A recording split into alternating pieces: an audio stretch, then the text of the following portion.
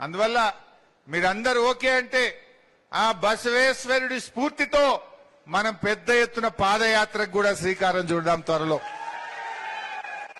Basaveshwara to Sangameshwara, మన బసవేశ్వరునికి విగ్రహానికి నారాయణకేల్లో దండేసుకొని జరాసంగంలోని ఖ్యాతకి సంగమేశ్వర దాకా నడుద్దామా?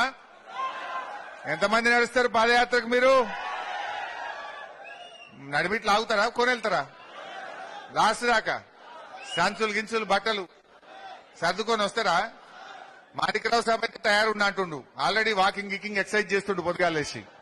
జైరాబాద్ ఎమ్మెల్యే సాబ్ పొద్దుగాలేసి వాకింగ్ చేస్తుండు, ఎక్సర్సైజ్ చేస్తుండు, ఇప్పటికి తయారైతుండు. మరి మీరు అవుతారా?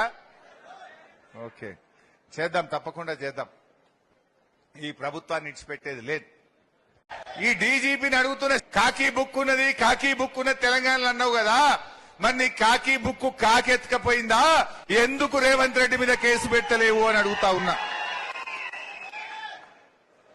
ఎవరినన్నా కోస్తా రక్తం జల్లుతా అని మాట్లాడితే ఊకుంటారా? నువ్వు మాట్లాడితే నువ్వో నేనో ఎవరైనా రేవంత్ రెడ్డి కోస్తాం రక్తం తీస్తాం రేవంత్ రెడ్డి అంటే దెబ్బ మన మీద కేసు పెట్టరా? మరి ఇలా రేవంత్ రెడ్డి ఈ రకంగా మాట్లాడితే అన్ని టీవీల్లో లైవ్ వస్తే రాష్ట్ర పోలీసులు ఏమన్నా కళ్ళు మూసుకుంటున్నారా? చట్టం లేదా? హింసను ప్రేరేపించవచ్చా? ఏ వ్యక్తి అయినా సరే హింసను ప్రేరేపిస్తే,